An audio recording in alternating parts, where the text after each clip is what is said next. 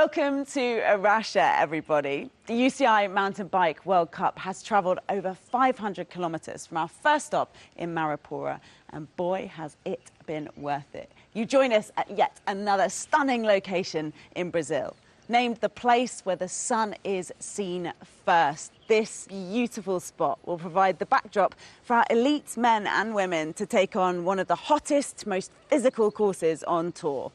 And this is how they got themselves in the mood at round one last week.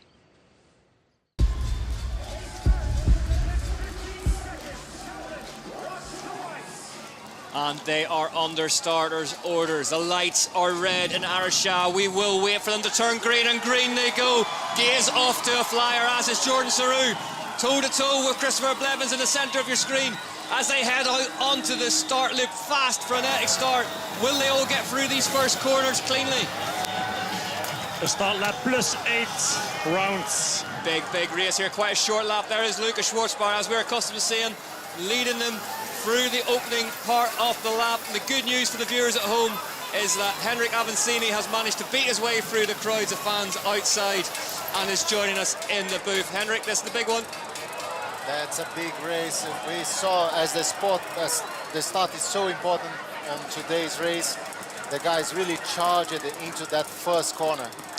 Yeah, the start loop designed to narrow the herd, but it is a chunky start loop here, some big features on it. So Schwarzbauer, as ever.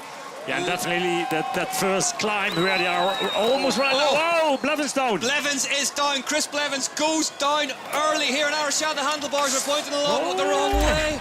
Riders getting caught up behind him. Watch the right-hand side of your screen. Oh, he hit the pole. Oh, struggling for position with Litcher, I think it was. Schwarzbauer trying to take a breath at the front now. Aldridge is right in there with him, the second-year league. Koretsky's behind him, then his teammate Alan Haverly. Vidari has got past Gaze. Simon Andreessen's in there. Adrian Boishy's in there. This is exactly what we've seen from these other races. Here in Arisha, it's staying together at the front. We have seen as well the danger of riding, attacking at the base of that climb and just bringing climbers over to it and then having to suffer. Vidauer now leading. Schwarzbauer, Nino Schurter, Viktor Koretsky. Outside line to Nino, carrying some speed into the steeper part. Is this an attack already of Vidauer this Looks early like in the race? Yeah, he's pushing hard at least. He's looking good out there.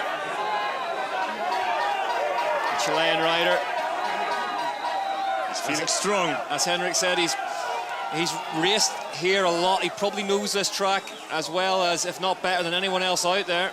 You can see Charlie Aldridge motoring up that left-hand line. There's Vlad Dascalu as well, the European champion, having to dismount. Shows you that. Yeah, if you are off that line, actually there is so loose and it's difficult to find your traction and grip. Into this big, chunky man-made section before they turn right.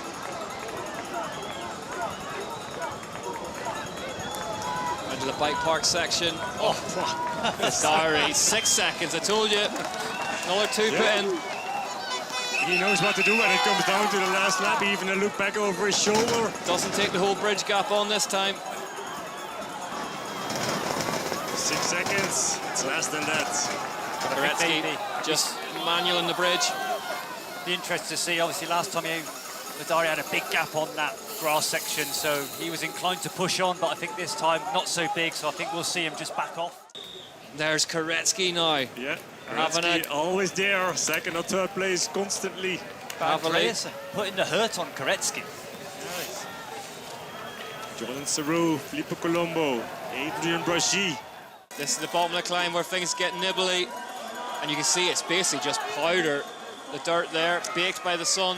Yeah, it's becoming very loose. Josh just saying that the sun dipping slightly, it's kind of right in the riders' faces for the second half of the lap, so those who binned off the eyewear may be regretting it slightly. Just those. Now Jordan Saru is coming to the front, second place behind Simon Andreasen. Andreasen looking, combination of two things, he's looking really strong, but smooth. You know, he's looking really good at the front of this group. Yeah, he's doing a lot of work now.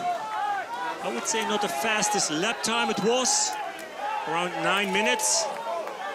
They can go a bit faster. Oh, Aldridge that before.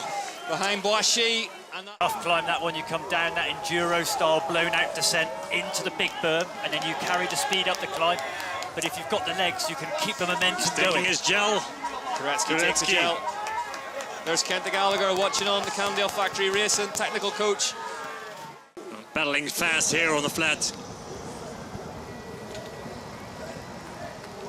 And one of the quietest spots on the course.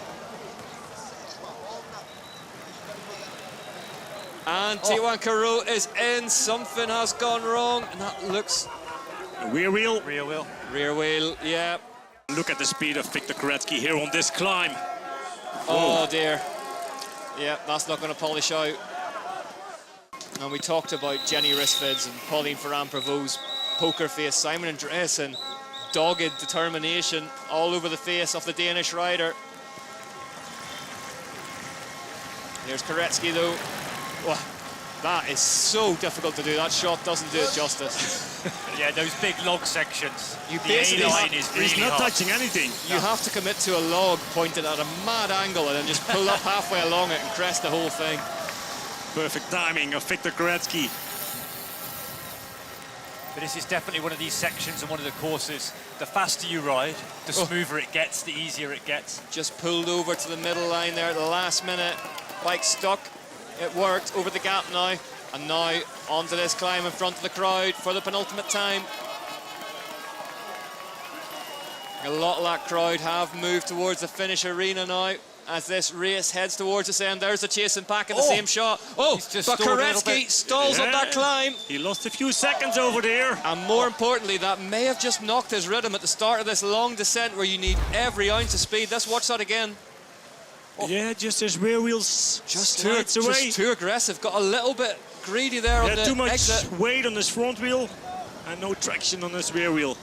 Well, the split was saying 15 seconds, so let's see what it says now.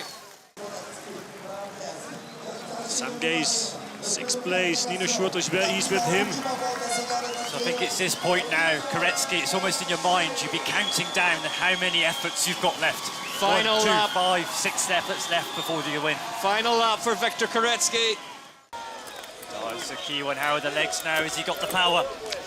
Yeah, but also the riders behind him, they can see him, and it looks like it doesn't go that easy for They are Victor coming. Koretsky. They are coming up to And Koretsky if they now. feel it, they will show it. Jordan Saru, Filippo Colombo looks strong to me now. Yeah. 158 beats per minute up there. In the last lap, same lap time for Filippo Colombo and Victor Koretsky. Equal in strength. But Koretsky putting that really fast 8:30 lap. 7 seconds. Look, has they're to in the slow. same shot. All of a sudden, they're in the same shot. Yeah. Filippo Colombo has found something late in the day here in Arisha, and he's bringing Simon Andreasen 6. Oh, and Alan Haverly and Jordan Saru with him. Bart, there's a lot on this. If Victor Koretsky wins He has this, to hold on and be in first position at the top of the climb. And there's still a bit to go. First he's... Oh, something wrong with the bike. Koretsky looks with the down. drivetrain. Koretsky looks down. The Drivetrain chain off. issues. The chain is off the chain chain off. ring. Filippo Colombo rides past him. Andreasen rides past him. Drama here in Arisha. Oh, Simon Andreasen now who is leading the race. That all just felt too straightforward towards the end of this one. And also the fans here at the finish line, they could see it. And we could hear it. I was just about to tell you What that, went wrong? I was just about to tell you that if Koretsky got to the line, he'd equal your wins. Definitely the aerial expert in amongst this little lot. But Simon Andreasen is looking strong as well. but I think Colombo's in the best position. I'd want to be leading into that Is he climb. overtaking? Oh, Filippo Colombo, yes he does. Simon Andreasen, mid-air overtake at the front of the elite men's race. Is this the decision? Still a long way around the lake. Still I a would say. long way around, but what a move late in the day from Simon Andreasen. Could that be decisive? Koretsky on third now again. Koretsky, Koretsky's still in the race. He may have He's just- still in the race. he may have just got that bike to sit in the right gear, and he's just going to have to turn it. Koretsky still on the box here in third at the minute. Alan Haverly's with him. Let's see what that's... Andreasen. But look at Andreasen here.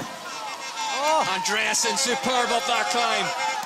Heads into that man-made rock section, 174 beats per minute. Colombo's just dropped a few bike lengths as they head into the jumps now.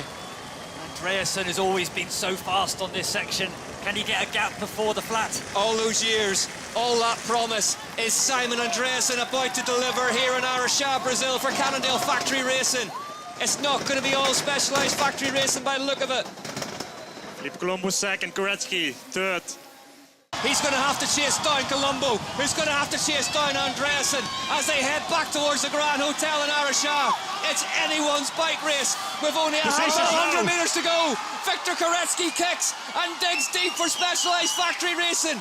He's now wheel to wheel with Simon Andreasen. Thinks better off it. Checks it's a short back. sprint. It's a short sprint. Crucially, on asphalt. Koretsky goes round the outside of Andreasen. Victor Koretsky, but Simon Andreasen won't be beaten in the final stanzas of this one. A winding sprint it is. Here we go. Andreasen leads among the tarmac. Who's got the sprint to finish off two back-to-back incredible weekends in Brazil? Simon Andreasen digs deep. Is this going to be his debut? Elite level cross-country Olympic victory. The Danish rider takes it. What a final to this incredible weekend of racing in Araxá. His debut elite cross-country Olympic win. Simon Andreasen becomes Cannondale Factory Racing's. That was a spectacular way to wrap up the Araxá weekend. Simon Andreasen, a race win that you will remember for a lifetime. Tell us about that final lap.